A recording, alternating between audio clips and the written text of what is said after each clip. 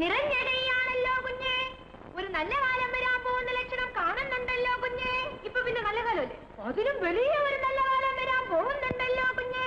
അതിനുള്ള രേഖകളെല്ലാം തെളിഞ്ഞിരിക്കുന്നല്ലോ കുഞ്ഞേ. എന്നല്ല അതങ്ങോട്ട് പറഞ്ഞൂടെ. പിന്നെ പണം വേണം, പണം. പണം വാങ്ങിക്കാതെ ഗുണം പറഞ്ഞുകൂടെന്നാണ് പ്രമാണം.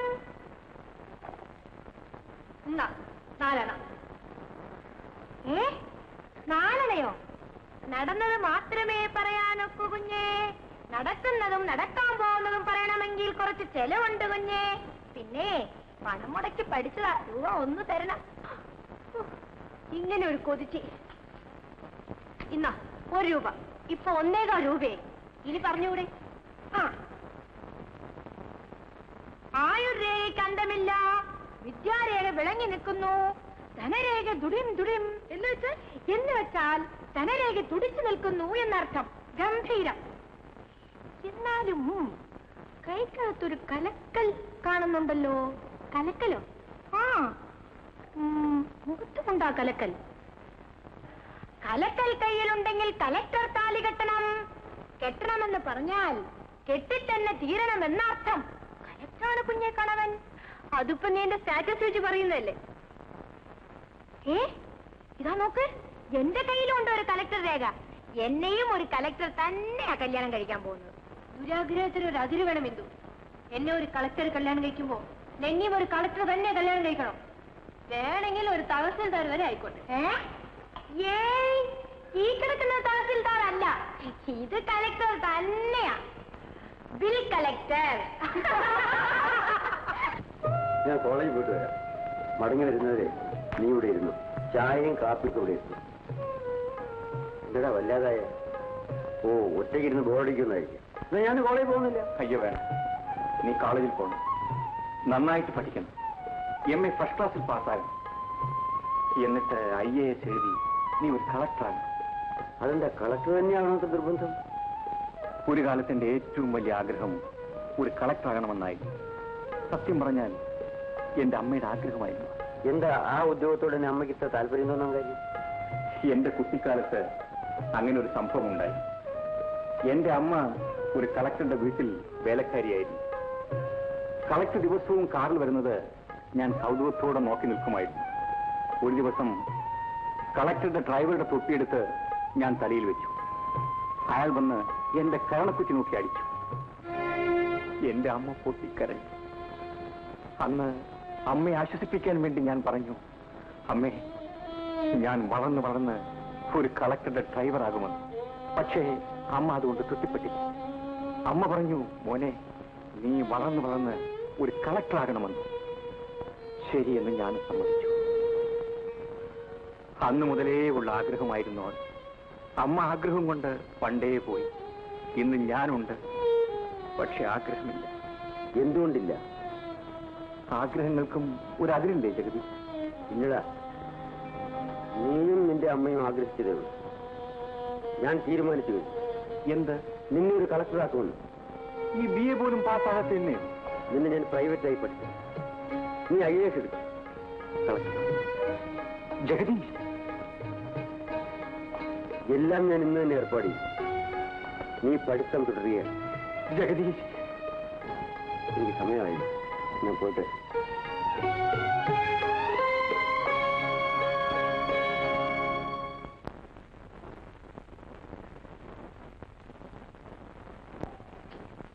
ഒഴിക്കണേ. ഞാൻ സോഡ എടുക്കാൻ പോയിരുന്ന നിന്റെ സോഡ പോടെ ഒഴിക്കണേ.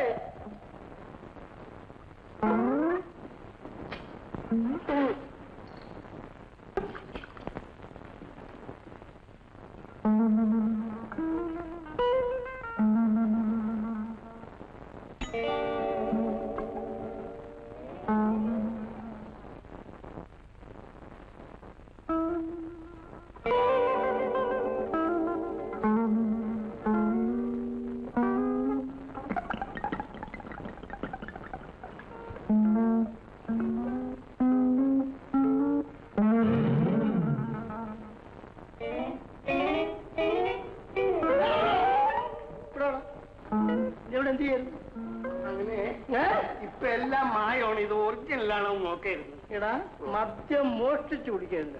എടാ മദ്യം മാത്രം മോഷ്ടിച്ചു കുടിക്കരുത്. മദ്യത്തിന് മുമ്പിൽ മുതലാളിയും തൊഴിലാളിയും ഇല്ല. എല്ലാ സ്ത്രീ സമത്വം. പോയി കുടിയടാ. കുടിയടാ.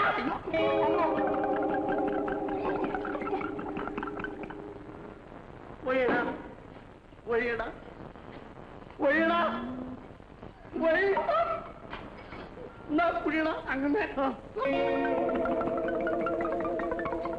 കുടിയടാ. കുടിയടാ. ഇനി വേടാ. കുടിയടാ. ഇനി കുടിച്ചാൽ ഞാൻ കവിട്ടും. നീ കുടിച്ചില്ലെങ്കിൽ ഞാൻ നിന്നെ ചവിട്ടും. നീ കവിട്ടും ഞാൻ ചവിട്ടും. നീ കവിട്ടും ഞാൻ ചവിട്ടും. ഞാൻ ചവിട്ടും. എടാ കുട്ടി, നീ ഒരു പാട്ട് പാടി എന്നെ രസിപ്പിക്കണ. ഞാൻ കൊച്ചമ്മ വിളിച്ചിട്ടുണ്ട്. കൊച്ചമ്മ ഇന്നിനി ഇങ്ങോട്ട് വരില്ല. അവൾ മുറിക്കകത്ത് കയറില്ല. എന്തോ പാട്ട് പാടി എന്നെ രസിപ്പിക്കണ. കൊടവേ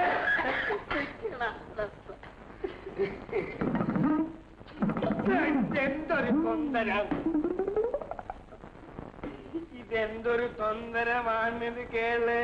അരക്കാരൂപമാറാൻ ഒരു കാശിപ്പിടാനും പോയി വരുമ്പം പീഡിയ കണ്ടില്ല.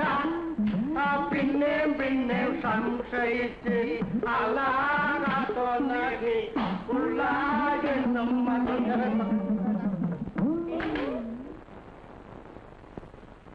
എടാ പുണ്ണി, ആ പുണ്ണി എഴുന്നേക്കടാ. പാവം പാടി ക്ഷണിച്ചു. കണ്ണു തുറക്കാൻ വയ്യ. ആ കണ്ണു തുറക്കണം. നീ കട്ടിൽ കേൾക്കണം. അയ്യോ വേണ്ട വേണ്ട. അങ്ങനെ മുതലാളിയും തൊഴിലാളിയും വ്യത്യാസമൊന്നുമില്ല. നീ വേണ്ട അങ്ങനെ. ഞാൻ പുറത്തു പോയി കിടന്നു. ഇല്ല, നീ ഈ കട്ടിൽ കയറി കിടന്നു. വേണ്ട അങ്ങനെ.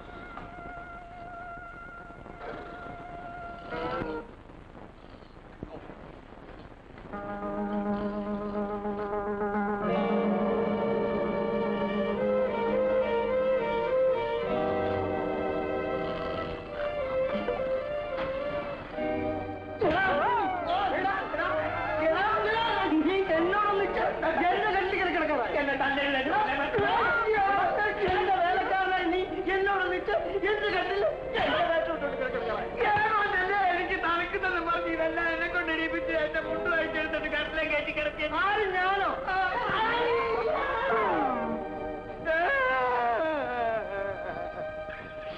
ഞാൻ വെളിയിൽ കിടന്നോളാന്ന് പറഞ്ഞ് സമ്മതിക്കാതെ മുതലാളിയും തൊഴിലാളിയും വ്യത്യാസമില്ലെന്ന് പറഞ്ഞ് എന്നെ കട്ടിലെ കയറ്റി കിടത്തിട്ട് ദേ ഇപ്പൊ എടുത്തിട്ട് ഇരിക്കുന്നത്. നേരാണോ പുണ്ണി? പിന്നെ നേരല്ലേ. ഏമാന്റെ കള്ള് കയറുമ്പോ സ്റ്റാറ്റസ് ഇറങ്ങും, കള്ളിറങ്ങുമ്പോ സ്റ്റാറ്റസ് കയറും. സ്റ്റാറ്റസിന്റെയും കള്ളിന്റെ ഇടയ്ക്ക് ഇടി കൊള്ളാൻ ഞാനും. ഇതെന്തൊരു കഷ്ടമാണ്. ഇതെല്ലാം എന്റെ മദ്യപാനം കൊണ്ട് വന്നതാ പുള്ളി. പുള്ളി ഇനി എന്റെ ആയുസിൽ ഞാൻ മദ്യപിക്കില്ല.